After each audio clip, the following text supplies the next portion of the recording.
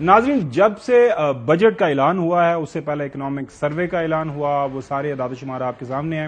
Over the weekend میں نے تمام اخبارات کو ایک سے زیادہ دفعہ بار بار پڑھا، ان کے ایڈیٹوریلز پڑھے، جتنے بھی پاکستان کے اندر اور پاکستان سے باہر جو اکانومسٹ ہیں، معاشی ماہرین ہیں، ان کے انالیسز پڑھے، لوگوں سے بات کی، جو رپورٹرز آن گراؤنڈ ہیں پاکستان کے اندر، چند ایک جو ہمارے بڑے رپورٹرز ہیں جو معیشت کو، فائنانس کو کور کرتے ہیں، ان سے بات کی۔ ہر کسی کا ایک ہی کہنا تھا کہ معاشی اعتبار سے یہ جو بجٹ پیش کیا گیا ہے اس سے غیر ذمہ دارانہ بجٹ پیش نہیں کیا جا سکتا۔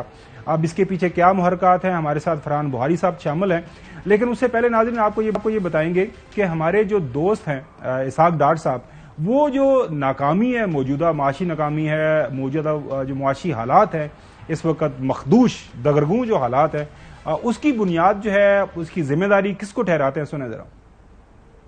اب جو بیڑا غرق کیا اور جو حالات خراب، اس I M F is a main contributor, one of the main contributor, part of political instability, this is جیو پالیٹکس۔ I can't say much on camera. I cannot say anything more than this on camera۔ اس کے بعد ہم دیکھا کہ شہباز شریف صاحب وہ گندو ملاقاتیں کرتے ہیں، ٹیلی فون پہ بات ہوتی ہے آئی ایم ایف کے لوگوں سے، وہاں سے ہمیں کچھ ایک ڈفرنٹ قسم کی خبر ملتی ہے۔ سنیں۔ میں نے خود آئی ایم ایف کے جو مینیجنگ ڈائریکٹر ہیں، آج سے 6-7 دن پہلے 1 گھنٹہ ان سے گفتگو کی ٹیلی فون پر، اور میں نے ان سے وعدہ لیا کہ اگر آپ زبانی مجھ سے وعدہ کرنے کے آپ ہماری تمام یہ شرائط پوری ہونے کے بعد آپ ہمیں یہ لون منظور کریں گے تو میں انشاءاللہ آپ کو بجٹ کا بھی اور دوسری بھی جو بھی آپ کو معلومات ہیں ہم مہیا کریں گے۔ اب انشاءاللہ مجھے امید ہے کہ آئی ایم ایف کا معاہدہ اسی مہینے میں ہوگا۔ خدا نخواستہ اس کے باوجود بھی اس میں وہ کوئی تاخیر ہوئی تو انشاءاللہ پھر میں آپ سے خطاب کروں گا۔ اللہ تعالیٰ نے اس ملک کو بڑی وسائل سے نوازا ہے۔ ناظرین، کچھ وسائل، کچھ اثاثے، ان کی بات ہو رہی ہے، پہلے بھی کی محترم اسحاق ڈار صاحب نے، ان کے کچھ وزراء نے، پھر وہ اس طرح کی بات کر رہے ہیں کہ کوئی مسئلہ ہی کوئی نہیں ہے۔ وہ ایسے لگ رہا ہے کہ جیسے گھر کے اندر کسی کونے خدرے کے اندر کوئی پیسے پڑے ہوئے ہیں، کوئی پوٹلی پڑی ہوئی ہے، یا ہمارے آبا و اجداد جو ہے ملک کے، وہ کہیں کوئی زیور شیور دبا گئے ہیں، وہ کوٹھڑی کے اندر وہ نکالیں گے، معاملات سارے کے سارے طے کر لیں گے۔ اب کون سی اثاثے ہیں، اس کے حوالے سے بھی ایک بیان دیا گیا ہے۔ Pakistan is asset solvent country. It has trillions of assets. ہم ایسے ڈوم گلوم پھیلانا ہماری عادت بن گئی ہے۔ $100 ارب کا اگر پبلک ڈیٹ ہے ایکسٹرنل تو کوئی مسئلہ نہیں ہے۔ پاکستان کے excess run at least in $3,000 trillion. We are going to raise a sovereign wealth fund.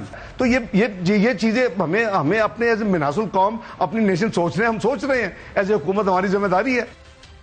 تو فرحان بخاری صاحب، یہ آپ لوگ کیوں گلوم اینڈ ڈوم اور اس طرح کی باتیں کرتے رہتے ہیں اپنے خبروں میں، اپنے تبصروں میں، تجزیوں میں؟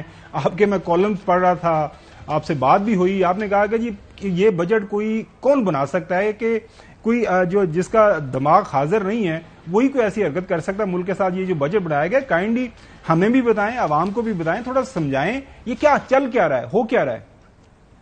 بھائی سب سے پہلے تو معذرت، یہ دماغ والا جو آپ نے کوٹ کر دیا اس کے اوپر پتہ نہیں کیا رد عمل ہو۔ ویسے میں نے دماغ کا کوئی ذکر اپنے کالم میں نہیں کیا، میں نے تو نہیں، میں صرف یہ کہہ رہا ہوں کہ جو مختلف رپورٹرز ہیں، اکانومسٹ ہیں، وہ یہ کہہ رہے ہیں کہ جو معاشی دماغ یا ایک اکانومسٹ یا ایک معیشت کو سمجھنے والا دماغ ہے وہ یہ غلطی نہیں کر سکتا۔ یہ جو بجٹ بنایا گیا، یہ جو ایکسپینشنری بجٹ بنایا گیا، خدا نخواستہ میں ڈار صاحب کی کوئی دماغی حالت ہے، کوئی آرگومنٹ نہیں کر رہا، وہ ماشاءاللہ ظاہر ہے وہ ڈیفیکٹو پرائم منسٹر ہیں، سارا ملک چلا رہے ہیں بخاری صاحب۔ بھائی ان کی تو مطلب بہت بڑا مرتبہ ہے حکومت میں، مطلب ظاہر ہے خاندانی تعلقات بھی بڑے قریبی ہیں، تو انہیں کوئی کون کیا کہہ سکتا ہے۔ مجھے آپ کے تعارف میں انٹرو میں تھوڑی سی فکر یہ بھی ہوئی، آپ نے کہا ہمارے دوست اسحاق ڈار صاحب، تو آپ کی اگر دوستی ہے تو پھر آپ جا کے انہیں سمجھائیں۔ ویسے بجٹ کے بعد تو یہ کہنا پڑتا ہے کہ یہ کوئی غیر سنجیدہ سا بجٹ ہے کہ پاکستان کی معیشت انتہائی سست روی کا شکار ہے، بہت زیادہ بڑا اس وقت ایک سلو ڈاؤن ہوا ہے، اور معاشی جو اعداد و شمار ہیں ان کے مطابق جو اگلا مالی سال یعنی 1 جولائی سے جو شروع ہوگا 12 مہینے کا، اس میں تخمینہ یہ لگایا ہوا ہے کہ جی ایف بی آر کی جو ریونیو کلیکشن ہے وہ اس سال کے مقابلے میں کوئی 25 سے 30% بڑھ جائے گی. اب یہ کون سا جادو ہوگا جس میں وہ اتنی بڑھ جائے گی؟ وہ پریس کانفرنس میں ہی پوچھا گیا, انہوں نے کوئی ڈار صاحب نے جواب بھی اس کا دیا, شاید کچھ ٹیکس ریٹس کا ذکر آیا ہے اور کچھ چیزیں ہیں, لیکن بات یہ ہے کہ جو اتنا برا سلو ڈاؤن ہوا ہوا ہے اور خاص طور پہ آپ کی صنعت بالکل بیٹھ گئی ہے. زرعی معیشت کچھ نسبتاً بہتر, لیکن پھر بھی بہت زیادہ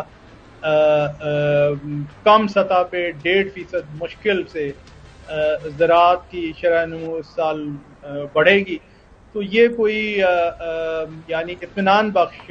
اچھا بخاری صاحب, یہ پلان بی کی کیا باتیں ہونا شروع ہو گئی ہیں کہ we do have the plan B, ہمارے پاس ایسٹس ہیں, کوئی مسئلہ نہیں ہے, ہم ایک سوورن ویلتھ فنڈ کریٹ کر کے $100 ارب کا مسئلہ ہی کوئی نہیں, کھبے آدھی مارے کہتے ہیں نا پنجابی انج کرا دے $100 ارب آ جائے گا, تو پھر اتنا آسان ہے, تو یہ پھر کیا صبح دوپہر شام IMF زیادتی ہو رہی ہے, جیو پالیٹکس ہے, یہ کوئی کانٹرڈکشنز ہیں, یہ بھی اس کے اوپر بھی تھوڑا سا بات کریں, کو ان پیک کریں کہ ہے کیا.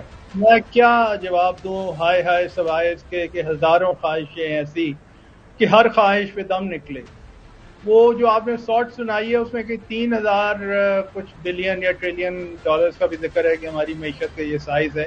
او بھائی, آپ کی معیشت کا جو بھی سائز ہو, لیکن آج ہی گورنر اسٹیٹ بینک صاحب نے جو اپنی جو ایک انہوں نے بیان دیا ہے, اپنی جو انہوں نے اسیسمنٹ دی ہے, یہ انٹرسٹ ریٹس کے بعد جو بات ہوئی ہے, تو اس میں انہوں نے وہ بھی ذکر کیا ہے کہ اس مہینے میں کچھ یہ لون پیمنٹس ہیں, اور اس وقت یہ نہیں پتا کہ ان لون پیمنٹس کے نتیجے میں کیا صورتحال سامنے آئے گی. یعنی آپ کے جو غیر مبادلہ کے یہ جو ذخائر ہیں وہ کتنے کم ہوں گے.